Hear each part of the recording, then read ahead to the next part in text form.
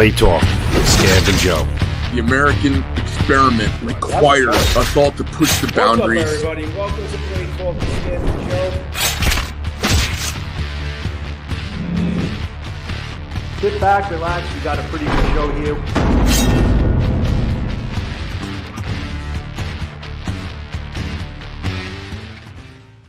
Please don't forget our U.S. veterans. Growing awareness for veteran suicide.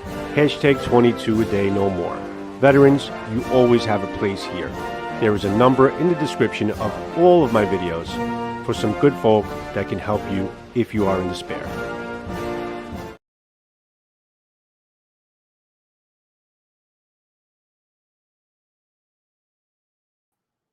All right, guys, welcome to Blade Talk. I was going to have Scab go into the room, but I see Jason just came in because we're waiting for Jason to come into the studio, and he just popped in because I was going to let Scab start and see if I could help Jason to get on, but Jason happened to get on while the logo was going in, so yada, yada, yada. It's not important. Here is Blade Talk, guys. Welcome to Blade Talk with Scab and Joe.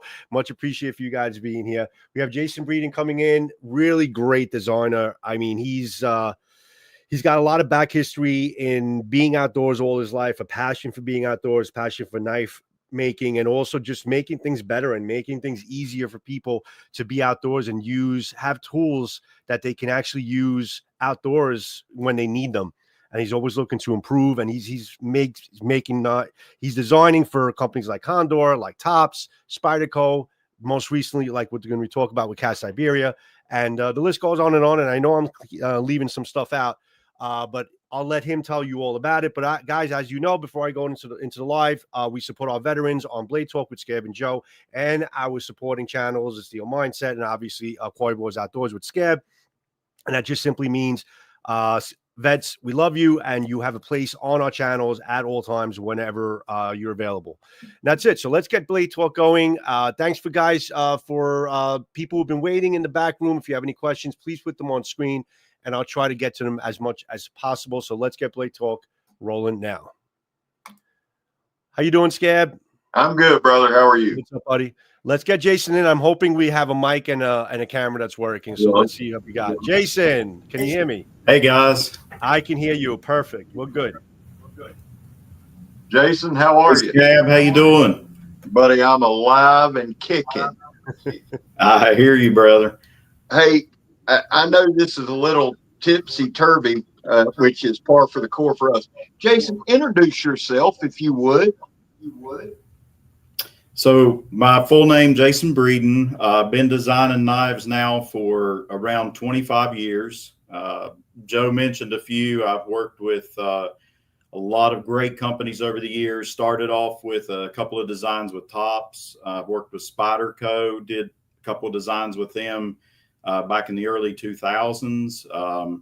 I've worked with Schrade, Miltac, CAS Iberia. I've worked with Condor most recently, and a couple of others, DEFCON, and currently with another new company, Iron Ethos, and even worked in some collaborative efforts with a friend of mine, Jason Marsteiner, at the Survival University, and Condor helped us out with that. So been in the knife, been loving knives since I was old enough to hold one and know what one is, but been designing knives for around 25 years. I guess what I would call as a hobby, but working with a lot of great companies, and here we are today. So, well, now, if I'm not mistaken, you have another full-time job, correct?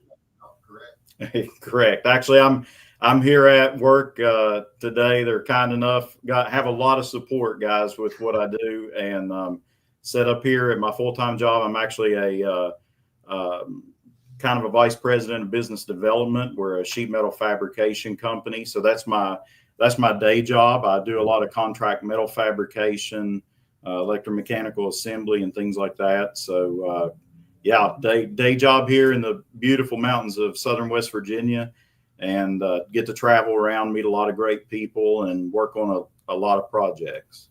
Fantastic, man. That's kick-ass. Listen, we got to meet briefly at Blade Show, and that was fun. Both Joe and I have jumped into your Apoc line, and we'll call it that. I did a couple videos. Joe released a really good video today. Of the four, what would you say is your favorite out of the Zephyr, the Torrent, the Whisper, and tell me that last one, because I've called it everything but what it is. Me too. Oh, the derecho. The Derecho. Derecho. Okay, Right, that's the yeah, official pronunciation. Derecho. I said derecho. I mean, you called it a million different things. Derecho. All right, there we go. Hey, that's hillbilly for a long line of storms, right? I don't know if that's right or not either, but that's the way I say it. So I'll take it. Guys, I've always been a fan of big knives, right? So, you know, I started off oddly doing a lot of smaller things. You know, tops, I did a couple of, you know, what I'll call survival inspired or small carry. I went to Spyderco and did a couple of folders, and, you know, but my love was always a machete. And I grew up, my dad, one of the many talents he had was he also surveyed. And, you know, I spent a lot of time with a machete in my hands, clearing lines and, you know, just out in the mountains of West Virginia, having a great time. And, you know, that old machete and I spent a lot of time together. So, you know, it's just been where my heart is bigger knives and what I'll call short swords.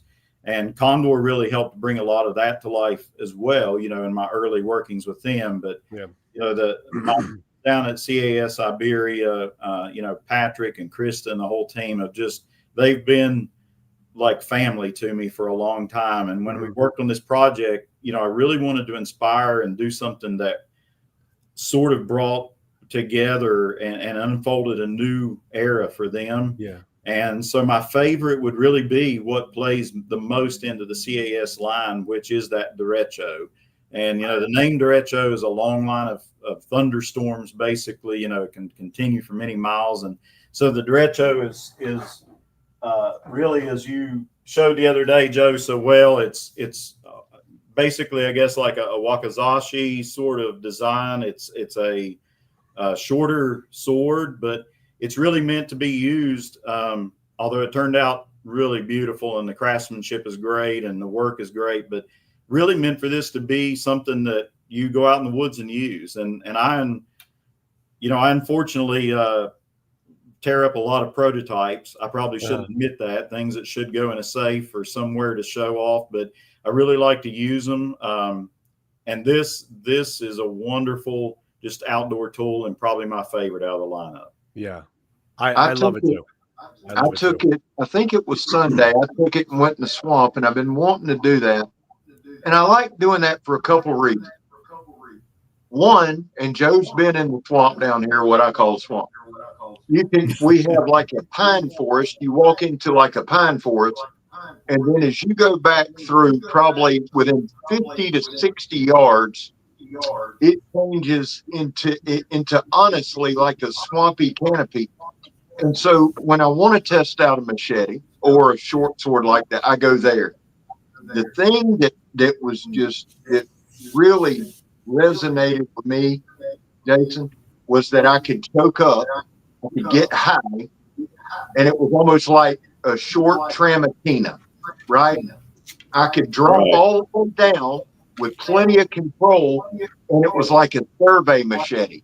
Handled really well, really well. I released a video about it today. Actually, it probably released probably about an hour or two ago. What I noticed, what impressed me the most about this, I used it a lot for the purpose of slicing and cutting, like water bottle cuts, a lot of like slice. It's a slicey edge, but it also has a robust spine where you can actually also use it for rough applications as well. So I went from slicing 1.5 million water bottles, which was a lot of fun, because this thing has, I mean, the POB on this thing is fantastic. And it's great in the hand. It's great as a one-hand operation, or equally as good as a two-hand. But I think it's best as a one-hand operation. It's got that perfect balance to it. So if you want to use it for like Japanese-style cutting, tatami, water bottles, I think you can use it for that because it's slicey enough, but it's robust enough where you can use it for so much more. That's what impressed me the most, that it's not just a one trick pony. You know, you can use it for a lot of different things. Oh yeah, absolutely. And you're right, guys.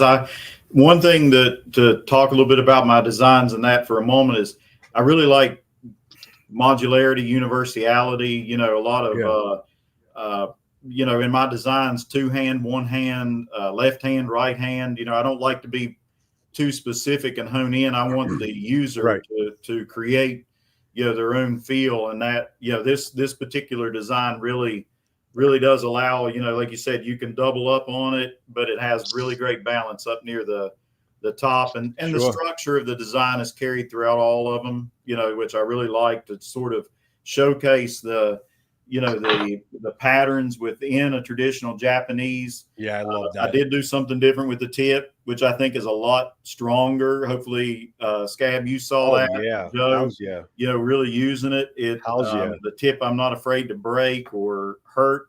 And, you know, growing up in the hardwoods of West Virginia, I wanted something a little thicker for harder wood. You know, you mentioned something really there, Scab. You know, machetes are designed to be jungle tools in green and light, you know, vegetation, and to really have almost a hybrid chopper and machete. I think this achieved what I wanted it to. Yeah, I think you definitely did. Well, Joe, didn't you chop like a 2x4 or a 4x4? Yeah, I mean, you know what's funny? The first time I said this in the video, the first time I put this thing in my hand, normally and Scab knows me, the first thing I do is I go in, I take some professional photographs of, I do some B-roll while everything is pristine. I could not help starting to cut with this thing. I literally took it out of the box. I says, holy crap, I got to start cutting with this thing. I went from bottles and I says, you know what? This thing can't just handle bottles. I threw a 2x4 up onto a log and I just hacked away at a freaking 2x4. No problem. No problem. Like, and it was taking bites. And the edge retention held up. And listen, I've done a lot of cutting. Scab has done a lot of cutting with this as well. The edge retention is holding up pretty well. I like this 1075. I like what they're doing with the heat tempering.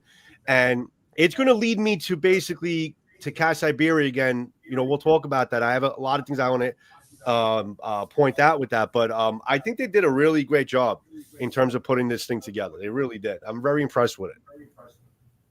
Jason, how long did you work on this handle? Because to me, the handle, you could, like, for the folks looking at this handle, like you guys seeing that handle, I promise you, it is not what you think it is.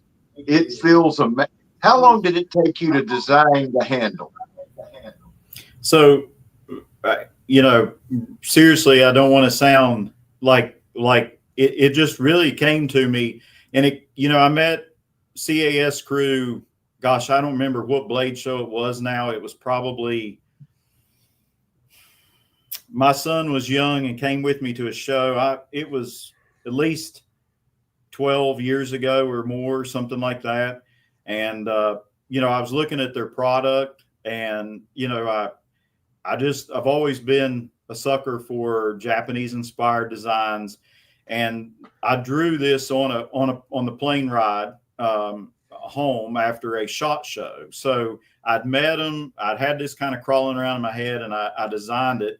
And Joe's showing there on the derecho, but if you look at the Whisper 2, you know, that theme is carried throughout all of the patterns, right?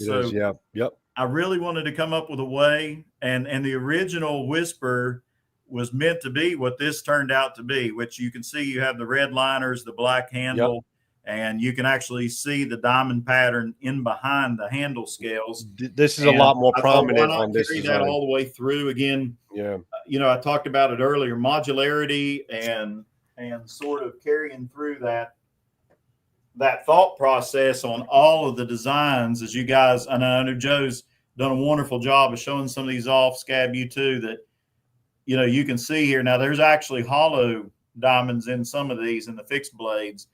And, you know, it took a while to get the vision to really come out the way I wanted. But what it's done too is hopefully allowed us something here to, you know, as these sell and see how the public responds. If the public responds well, it allows us to change the color patterns on these to offer specials. You know, I'd like to do some some really cool things, maybe with a flame hardened look in the liner, with maybe a lighter colored, maybe even a white handle. So what it does again is that modularity that I talked about that I want to create in each one of my designs. This was really a showcase for that, because each one carries the pattern and the handle shape thoroughly through, but it also really accents the Japanese design. You know, it pulls the liner pulls out into the front and allows you to see it exposed. And in the whisper, it also allows for the pivot pin to be revealed differently. So you really get a true swept design on the folder, and yet it tucks in well, and you hide a lot of blade edge in it. So I'm going to show, I have some handle pro itself, pictures I Scab, took of it answer your today. I'll put it on question, screen. Yeah, it was it was just a labor of love, and the team worked with me really well to bring it to, you know, fruition with the right materials. Yeah, the whisper has gotten a lot of love on the channel. Joe actually does an amazing job, like doing things like this. For me, I'm more function, but the whisper has probably gotten the most love, and they did a great job. And I want to make sure I say this right. They did a great job at taking a Japanese style design and not making it look cheap. Yeah. Right. Does that make sense? It makes sense. It makes sense. They didn't make it look like, they didn't take that Japanese aesthetic and give you like some kind of a mall crap, you know, type of thing. No. It's quality. It's quality micarta and G10, and it's all full tang at the same time. The deal on the back of the red coat, everything is chamfered nice. Everything meets up. Everything. I mean, there's a lot of folks that would have taken these and not done near a good a job. And the usability, and I'll say this, and then we can talk about a different piece. But with the derecho, I think I even said this to Joe. It flows from a weapon to a tool almost seamlessly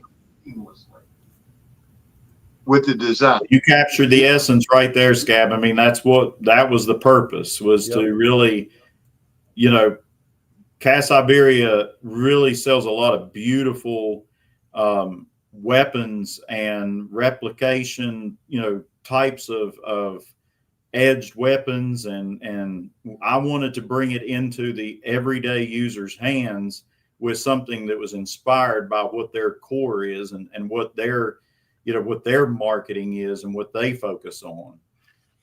Well, dude, I think you nailed it. When I took it out in the swamp, I thought, because the thought always runs through your head, especially in this day and age. There's meth crafters, and I thought you never want to have to use anything, right? But if I had to, I'm good. And the spine's thick enough, guys. I don't think, Joe, can you bring up the back? I think I have a picture. I may. If you can bring up the back of this tip. There was a couple times, Jason, when I was out in the swamp, just kind of moving through, I actually spun the blade and just used the back and hit some of the dry sticks. You know what I'm saying? Yeah. And just walked it through. But the back of that tip, I don't know if you can see that. I'm going to show you. I'll show you. See if you can do it, Joe. Oh, the tip? Yeah. Tip. The back of the tip. If I can get it focused, there you go. Right there.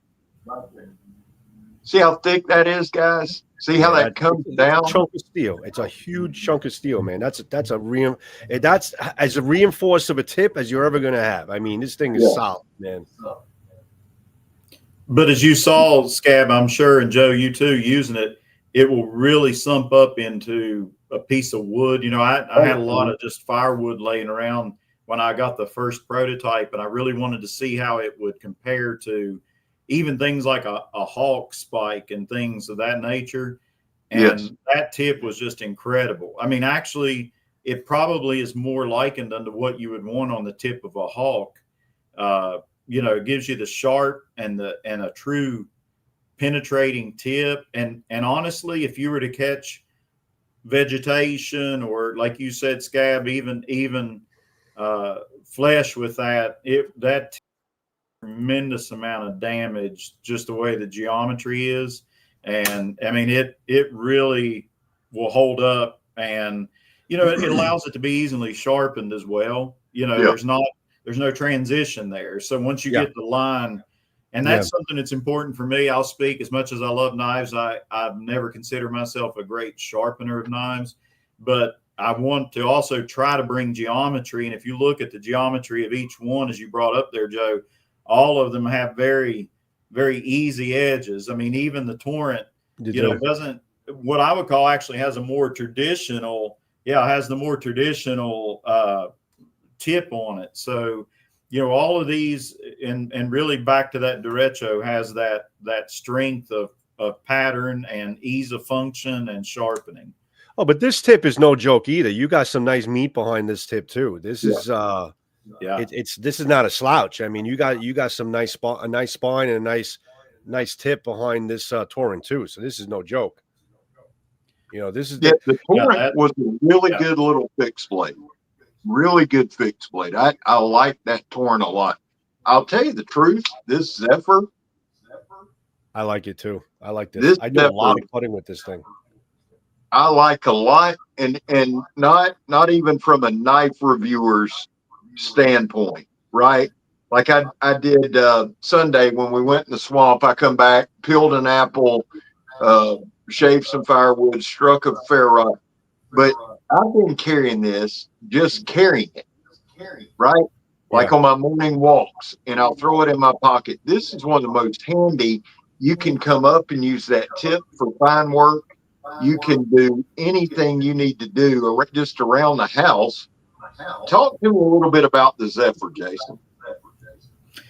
So, really trying to create a sort of a Kiridashi design, maintain the pattern behind the rest of the line in the series, was something that, you talk about how long did it take. This one probably honestly took me longer than any of them to really get the lines the way I wanted them, to truly create, a solid 3-finger grip, but really could get in, like you said, Scab, you can get to 4 fingers pretty well. You can pinch on it. I wanted something that was totally versatile, and honestly, simplicity is the most versatility.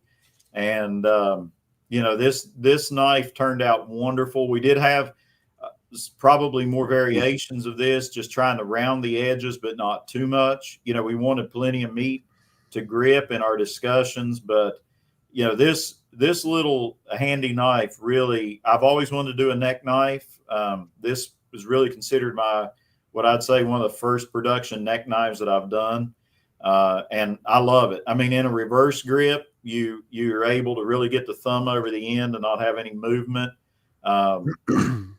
And I think it really captured the elegance of that sort of taking a broken piece of steel and turning it into a small tool type of feel or mindset that is used in a lot of those designs. And so I love the way it turned out.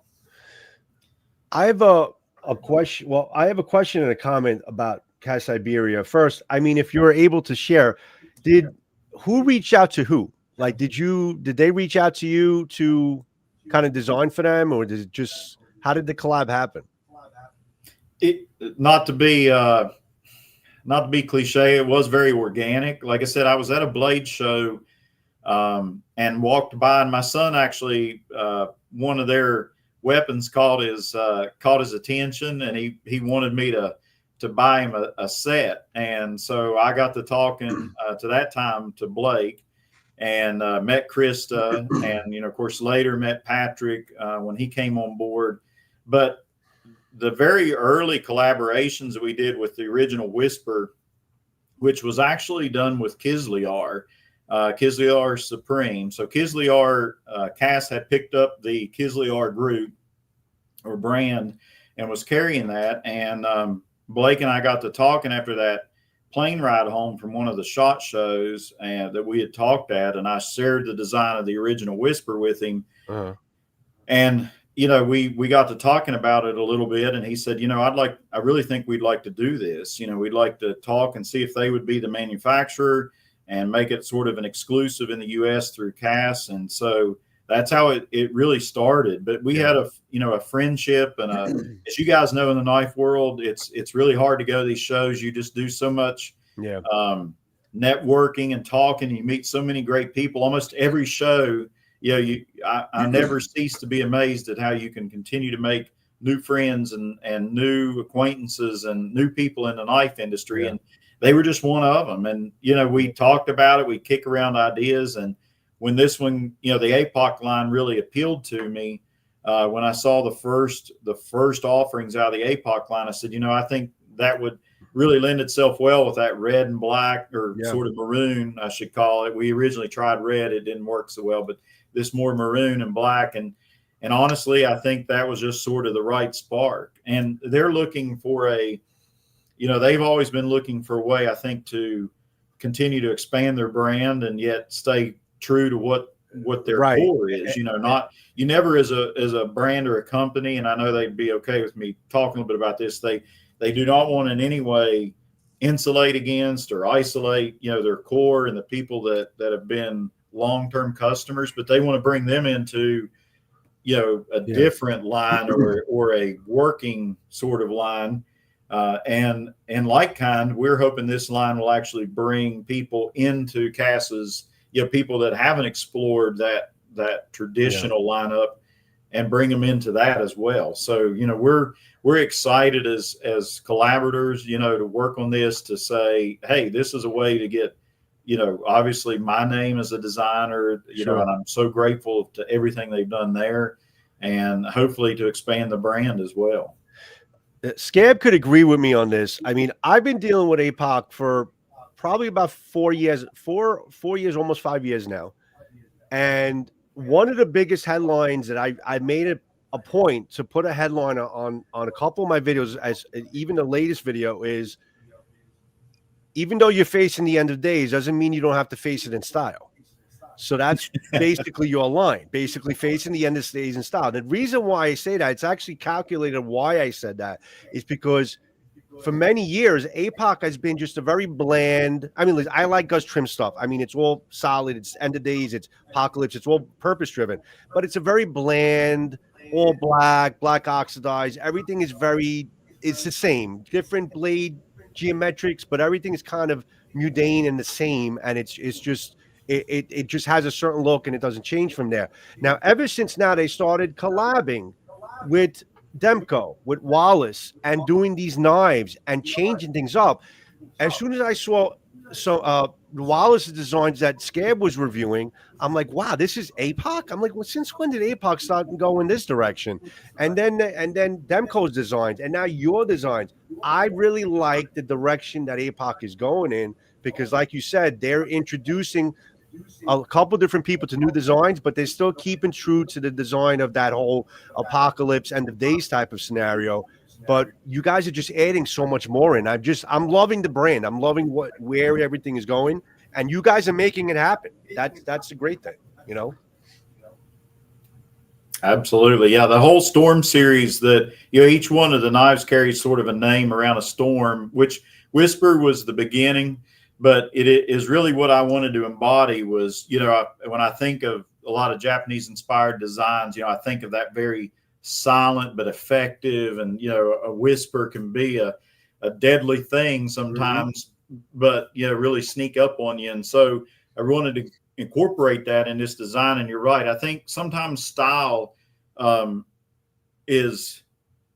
definitely a form follows function guy. Like, typically I have, you know, an idea. I may see a pattern in my mind, but I want to make it applicable very quickly. If it wasn't born exactly out of a need or something that I see out there, but each one of these really follows a need. I mean, you're carrying the Whisper. It's a great pocket knife, and truly, what I wanted to do is something that I had not seen was truly carry or design. And if you look kind of on this straight edge, is really design a upswept Japanese inspired knife that truly has a full sweep, like a katana or like a lot of Japanese inspired designs. And that's very difficult to tuck the blade, while we're talking about this one for a moment, to really be able to tuck the blade into a to a shape that actually has no real protrusion. So honestly, this is probably one of the apex of my folder designs in my heart, is because it really encompasses everything I want to do as a designer. I want to put the most edge. I mean, if you look, I think you guys would agree, there's a ton of edge packed into this small, lightweight pocket knife. I mean, I would put it up against a lot of pocket knives as far as ratio of blade edge to handle length, and I couldn't be happier with that. I mean, that's exactly what I wanted, was clean, functional, and universal. I mean, we have the ambidextrous clip area on it, so And sharp. It really does everything I wanted. And it's sharp, most important. It's very sharp. It came real Great sharp. edge. Great edge. Really great edge. It absolutely matters. I tell you what, Jason, what I'd like to see from you guys, and I think Patrick would agree, is if you were to design a two-handed cleaver, I think you'd be good to come up with a two-handed cleaver, extend this about 6 inches through Apoc. I think that would be, and for those of you all watching, this is the K-Knight cleaver from Condor, one of Jason's designs.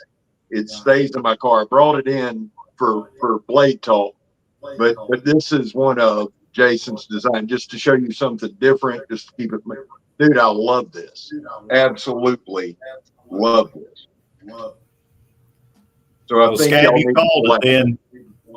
I think that's the first time I've we'll just call that you've put me on retainer there to come up with that idea, and we'll make that happen. That would be a devastating weapon. Two-handed. Wow.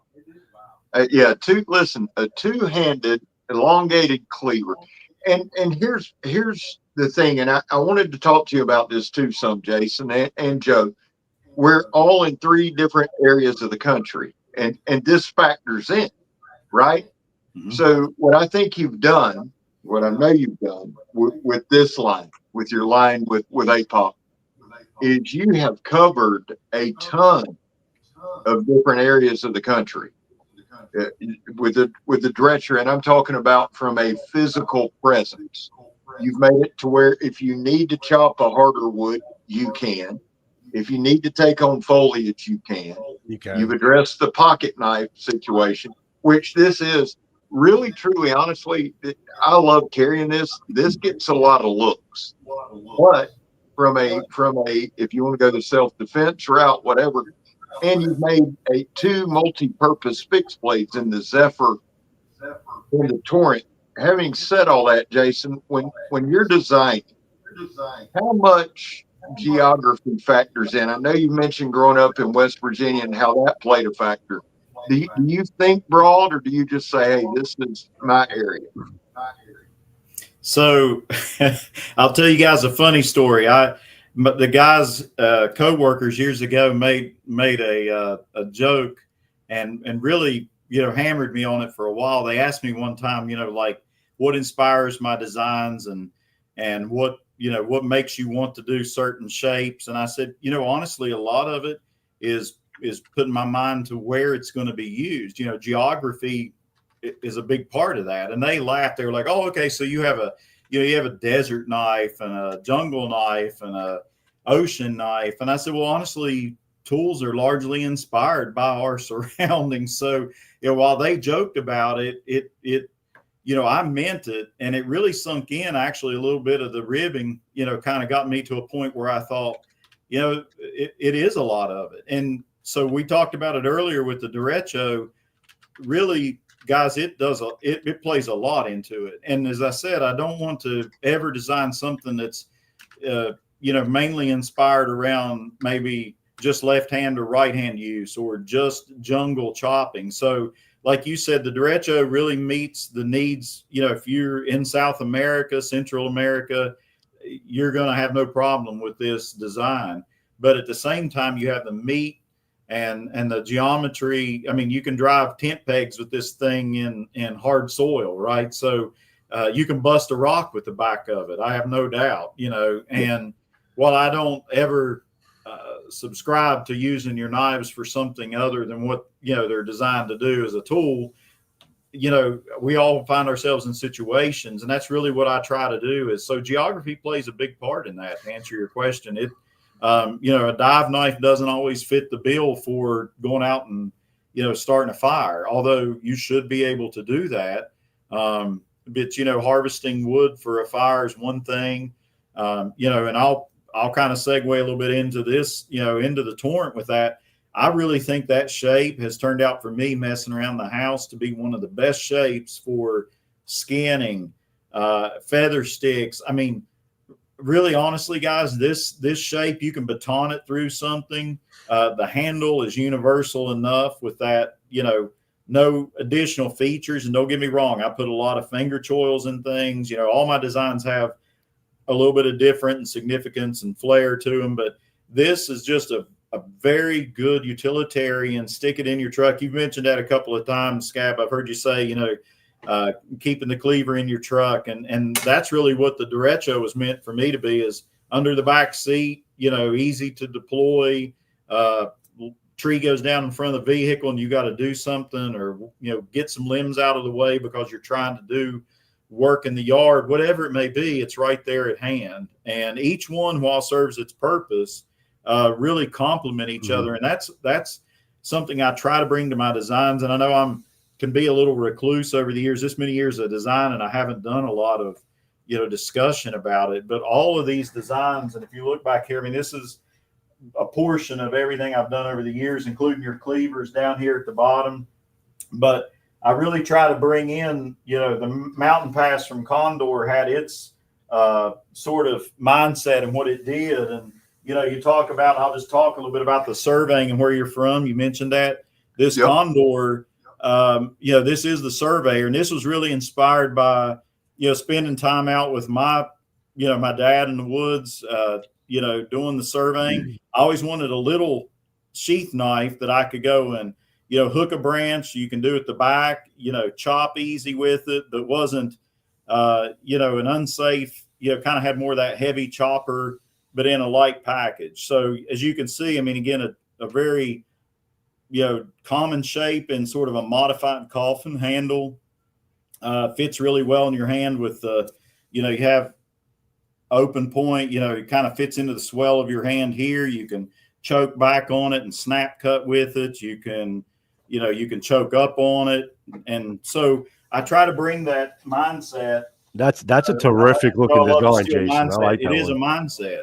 Yeah. And all of these designs really have a function and a focus from me, but I want to make them flow together. Just like this Storm series, this Apoc series did. I want them to flow together very seamlessly, and they're both their function and their looks. Well, I like the way too that this line has a 90-degree spine. I like that a lot. I like that the Torrent does. I like that the Zephyr does. I like that the Derecho does. To me, Jason, and there's a million discussions. For me, I like a campfire. It's part of the camping experience. But if we're going to talk survival, I mentioned this the other day. Sometimes you just want a fire for the comfort of having a fire. And I've talked to a bunch of old men that said, man, that went out hunting and went on a late afternoon scout, and a storm hit, and they're out overnight away from their camp. And one thing they do is build a little fire, just for that warmth. And I like that factored in on these knives. I really do. Well, thank you. That's something I try to carry through to all of them. And it was important on these being a utilitarian, view. I mean, as you guys well know, I mean, the CAS Iberia team sells a lot of very beautiful swords, wonderful, Japanese and sort of regionally inspired different designs, and they're beautiful, each one of them that they do. And the Apoch series, I think, has really captured that utilitarian and survival feel. And it is important. I don't teach survival. I don't claim to be, a survivalist per se, but growing up, in the hills and mountains of West Virginia, my friend Jason that owns the Survival University, he tells the story of him getting into survival. And he said, look, those are just things I grew up doing. And it was really the same for us, in Southern West Virginia. We all grew up out in the woods and the wilderness, and that was a big part of childhood. And so you learned how to make a fire. You learned how to, cut brush and cut trees and, prep for the winter. You cut firewood. And so, edge tools and weapons were a part of what you did, and we all had, I grew up, guys, buying the old Starvin' Marvin. I don't know if you guys are familiar with the Starvin' Marvin store brand, but I bought the hollow handled survival knives and, broke the handle off and then made a spear out of it, or made my own handle. And so that's kind of, how you learn to create a little bit of what's useful, what isn't. And that, you're right. That 90-degree edge is something that needs to be incorporated in all of those designs. Yeah, because it just completes the whole package. It's a little detail that matters to me. Sure. It's just like with the sharpness, and I've noticed Apoc with their knives especially has really upped their game on the sharpness, and that matters too to me. Do you have anything else coming down the line with CAS or with Apoc? So there's actually a little Easter egg here. There's a few more. We actually have already done an axe. So I've seen that one. We're kind of testing the waters to see how this does. And hopefully just with your guys' reaction and some of the reaction that I've got, from the Blade Show, and I think what Patrick and Kristen, the team, got as well, that that's hopefully going to come to fruition. So there's already an axe. There's a little bit smaller version of the Torrent, kind of just really this one, I call it a full hand with a little bit, I can change my grip a little. The next one actually is just a little shorter blade, a little shorter handle. We've done an axe, and there's a cleaver coming too. So that smaller Torrent is going to appeal to a lot of people, because people like those smaller blades to do some really good tight bushcrafting with. So I think if I've seen that smaller Torrent on one of the, I think it's on the site. I think it's on CAS's site right now. And actually I think that's going to really appeal to a lot of people. So that's actually a pretty good move that you're doing that. So Jason, where did the love of cleavers come from? Well, I have no butcher background to really speak of, except again, just being a mountaineer, and around a lot of different things. But so that is, you bring that up, and that is one thing that I really want. I wanted a chopper, and I'm impressed with what a cleaver can do as far as, again, with this design, just to talk briefly about that. That's awesome. You can choke up, you can pinch with it, you get up close and do a lot of work. And if you look at the finger cutouts there, you've got the deep cutout here, you've got your first finger, and then you can actually grip here, choke way up. And then the way the back of this handle is made is what I like is again, that sort of that snap or reach out and snap cut something. But I don't know. A cleaver is another one of those designs that just aesthetically catches my eye with the hole. Yeah. I've got a few more cleavers coming in a lot of different. Take a look here. I'll give you guys a little future look. This is with the new company with Iron Ethos. So again, sort of cleaver inspired, but this is what we're calling a C axe, right? So a lot of the same principles. You can choke up on this bad boy, get up really tight. You can almost use it as an ulu sort of shape. This is a wicked kitchen tool, just like a cleaver, but it is also wonderful for light chopping, outdoor work. This thing was basically launched at ICAS this year in a water setting. What if you wanted to carry something on a PFD or close by for sailboats, any kind of outdoor kayaking, anything like that to trim.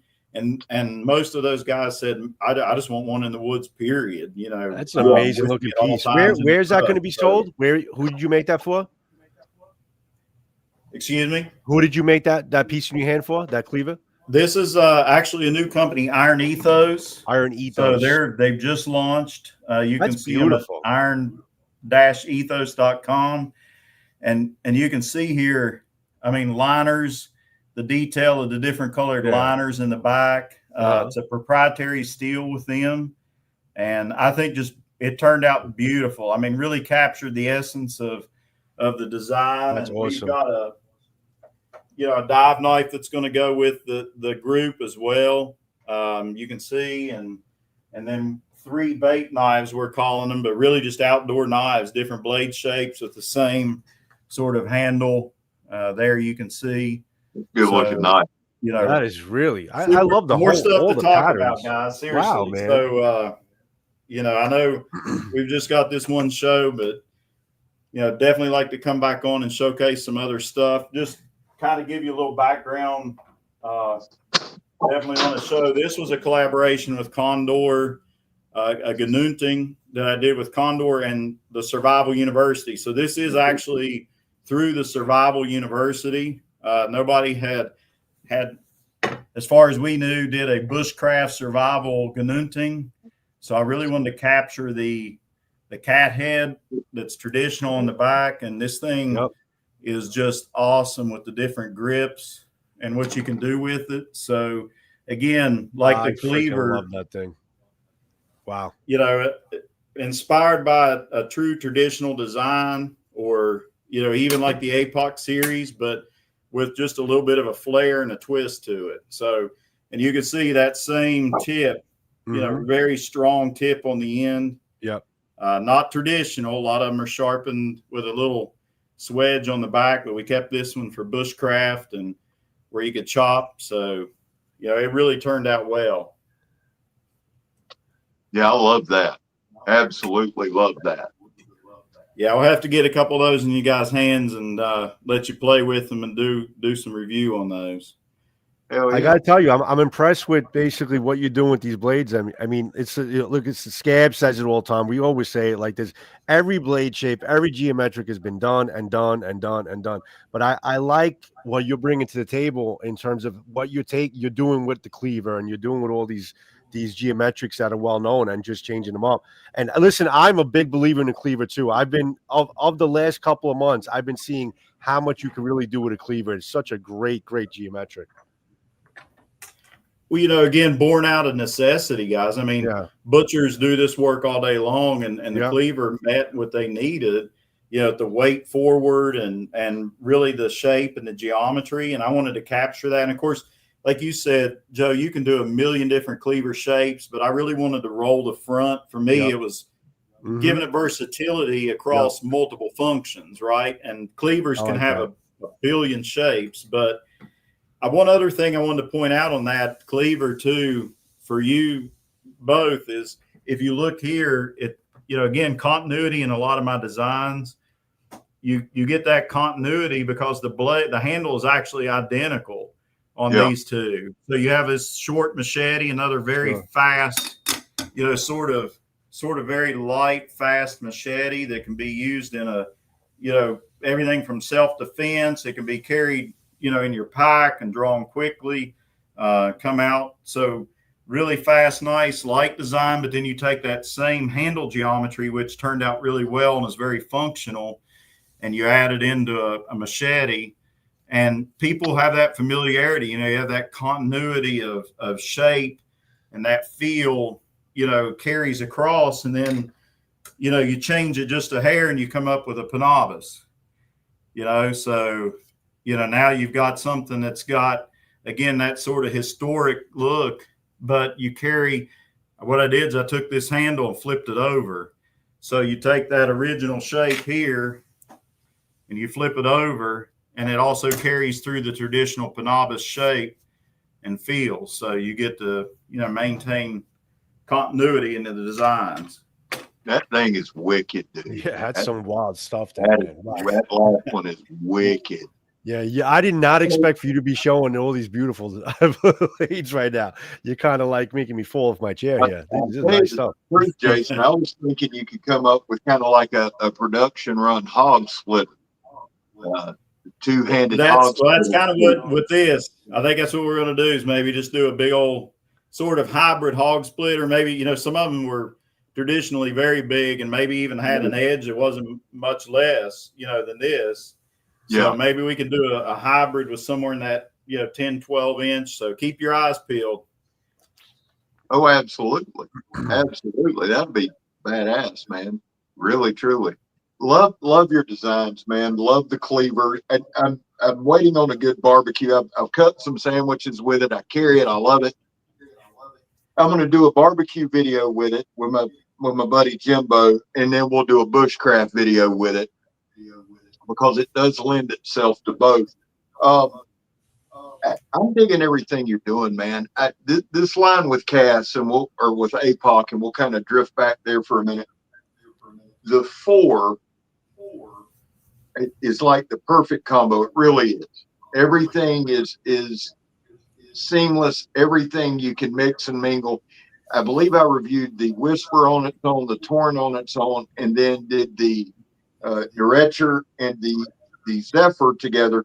But you could really, truly, honestly, when I went to the swamp, I had all 4. I had the Whisper, I had the Torrent.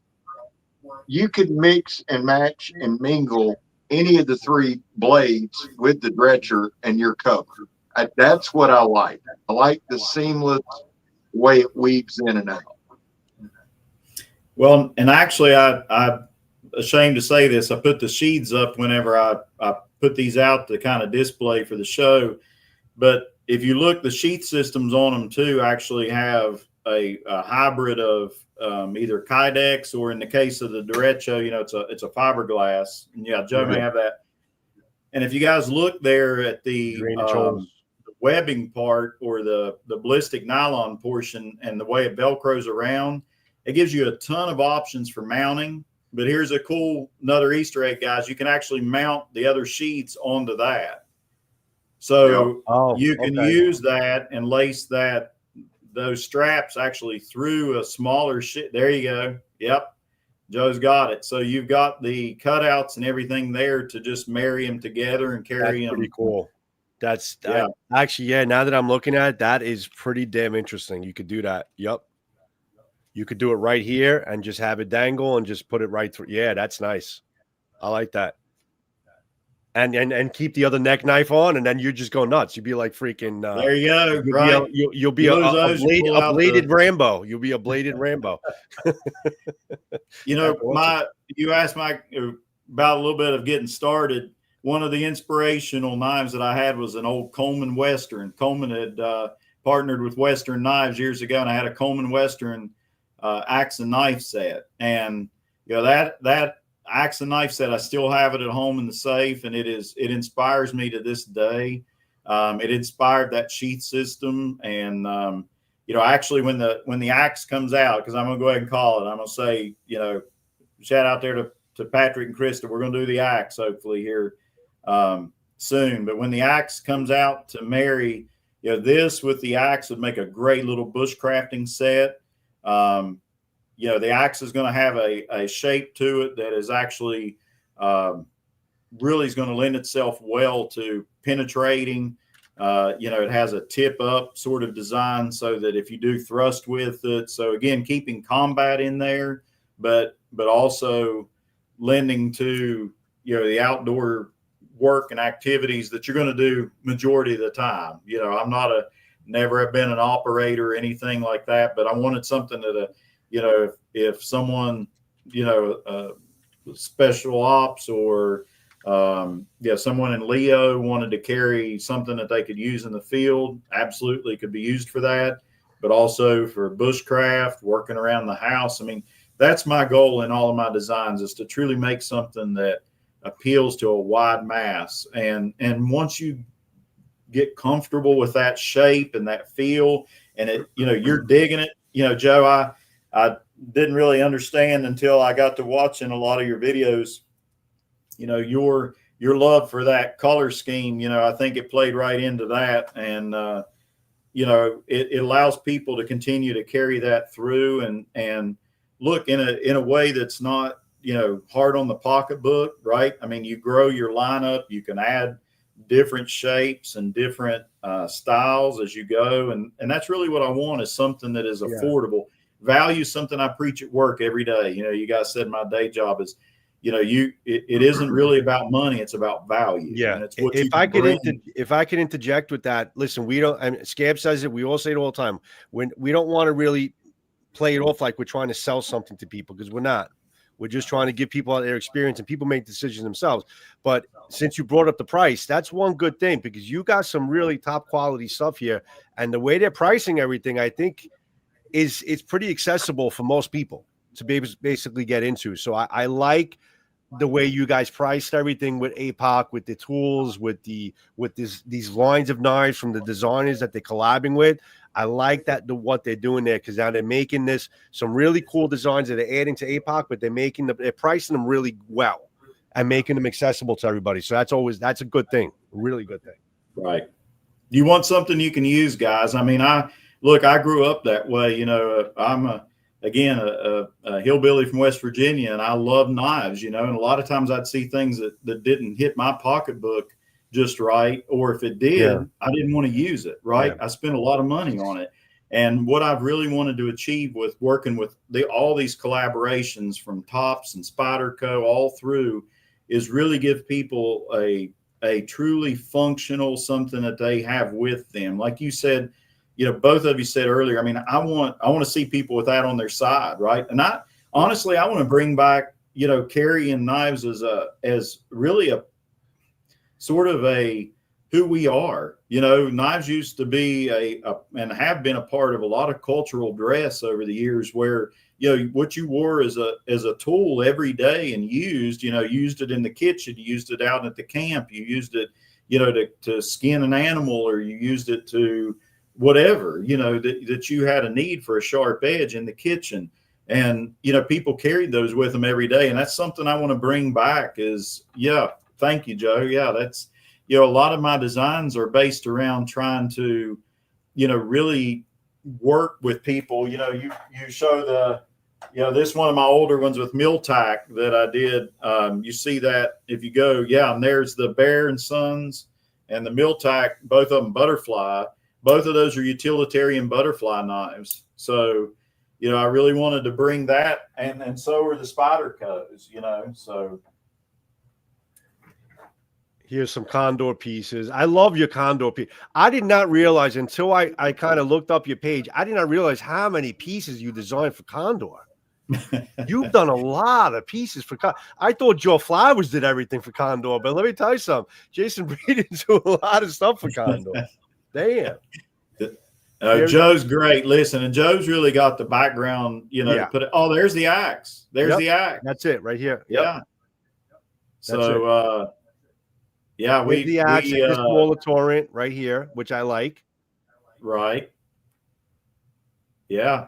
Yeah. You see the Survival University there, and how the continuity of those designs, you have a smaller bushcraft and the larger one, and then, the Ganunting.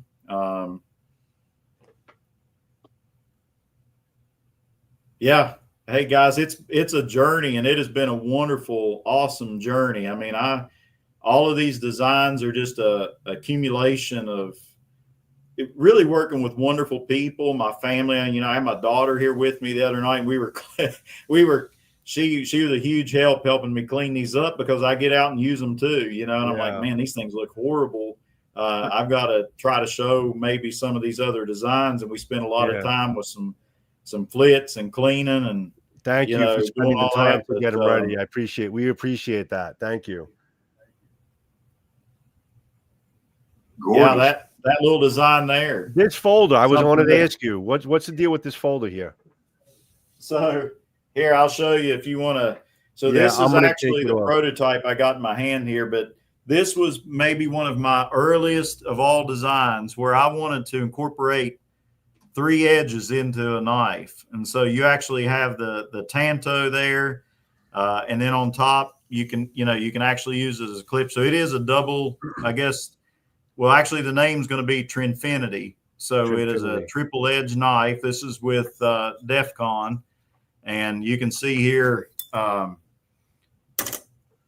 really beautiful work. I mean, this thing, we're going to end up with carbon fiber scale, titanium frame lock on the back, really nice clip. And this thing is actually, the edge tucks in there so you don't have any edge exposed.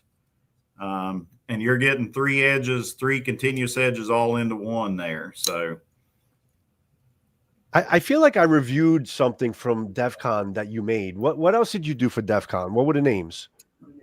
No, this is actually the first one with DEFCON. Oh, that's the first one. So this is your first venture with DEFCON. Okay. Right. Yeah.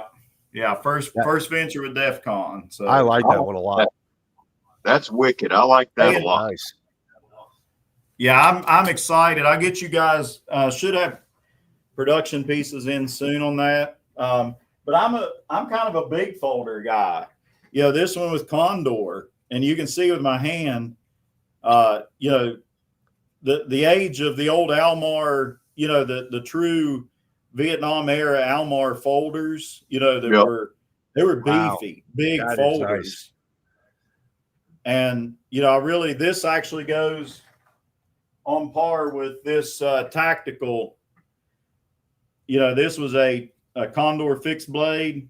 It got a lot of high praise and reviews, so I just turned it into a folder, and you know, gave people that looks like almost like a carry. 5-inch handle. That's a big handle.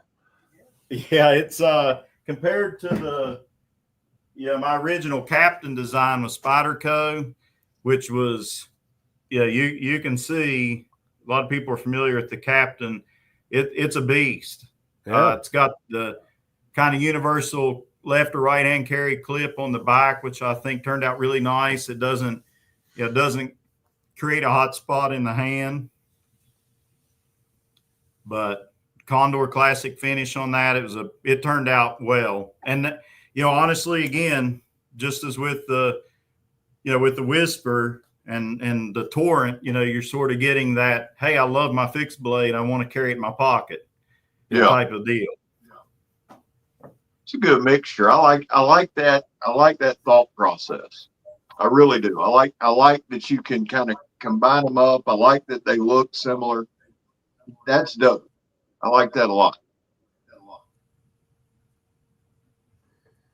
Well, theme's important. You know, Joe, I know you reviewed, both of you, a lot of things, and watching what you've done. I mean, again, that perfect marriage of aesthetics and functionality is, you know, for me, I think that's what sets me apart a little bit. There's a lot of wonderful knife makers out there, guys and gals alike, who really design beautiful creations. The difference is, you know, I do all this on, you know, freehand or on the computer, mostly now in CAD. I've learned to sort of freehand in AutoCAD. Yeah. And so my designs are a lot of review up here, you know, and experience. And I don't get me wrong, do a lot of cardboard cutouts and wood, but with the day job, I spend a lot of time really reviewing in my mind what I think it's going to be used for and how the geometries. And over the years, you create a portfolio in your mind and an experience that you share basically through the design. So each one's got a kind of a thought process behind it, just like the big old cleaver. You know, I mean, I want that thing, if that's all you got on your side, I want you to be able to get yourself, you know, back home from, you know, El Salvador, right? I mean, if you got to make your way all the way back on foot, you know, you can chop, you can do whatever you need to do with it. And so that's sort of the thought process. Love it. Love it. Well, man, listen, we appreciate your time. I'd love to have you back on, especially when you get some more stuff coming in, because it looks like you've just got some wicked. I mean, the one piece, and I'm sorry, I can't remember. That thing just looks badass. I'd love to have you on again. That's incredible. Yeah, dude, we'll get you. I'll get with Jason after this. Hopefully, he's on there watching right now, and we'll get you guys hooked up and maybe do a. You know, kind of do a piece on all of those as well. So again, those turned out great. Yeah, I mean, they really super did, neat man. and thick. That's wicked. So That is wicked. yeah, I'll get you guys some samples on stuff that's new coming out, and even some of the favorites, that in the past. Again, tops, give a little shout out to everybody that I've worked with over the years. Those guys still make the ATM and the Black Rhino. And that's, that really does my heart good. I mean, I worked with Mike Fuller 25 years ago, as you saw there on the little presentation I sent you, Joe. And, and thank you for working so hard on that. I really appreciate it. Yeah. Yeah. No problem. That's Excellent. awesome. Joey, we've been going about an hour. Talk to me. Yeah. So, I just thank you for doing what you do. Listen, Thank you guys. You are basically, you're the type of designer that's kind of pushing all the right buttons for Scab and I, because Scab is really all about function and about, making it work. I like something that works, obviously, but I'm coming from my background of being a cinematographer. I want something to also look good and feel good and just have that aesthetic as well, before it's and in addition to obviously having it work. So you're kind of really pushing all buttons the right way in terms of basically how you're designing the stuff. And I'm really, really impressed with the stuff you got coming and the stuff you have done with Condor, and in the future, you got a lot of great stuff coming in. And it was a pleasure to kind of speak to you and kind of and thank you for presenting it all and getting that whole showcase done in the back. And I think everybody in the chat, I don't know if you're able to see the chat, but people are really digging all of your designs. They're all commenting, saying that you're very talented. You're a good visionary in terms of basically how you perceive blades and how the blade should look and how the blade should be used. So a lot of comments all around. So it was a great show, and we really appreciate the time that you spent in staying with us here. Very much Well, so. listen, and thank you guys. I mean it. Really, this is almost like an exclusive. All these years of designing and really holding down a full-time job, doing a lot of other things. I haven't had the chance to really share, and I appreciate it, because I want people to understand there's a deep thought process behind designs. And I think that goes for everybody out there. I mean, I say that with humility. I think people really put their heart into it who love knives. It's a basic, simple, age-old tool. And, when you fall in love with knives as Joe, as you do, is a beautiful work of art and a piece of functional steel, and, Scab, I mean, we all use them and want to be, but at the same time, admire them. Right. So right. I appreciate you guys giving me an opportunity to sort of speak out, and from here in my hometown, shout out to everyone in my family, my friends, co-workers. Just thank you all so much. I mean, so many people support it, and I appreciate the time to jabber on a little bit and talk about it with you.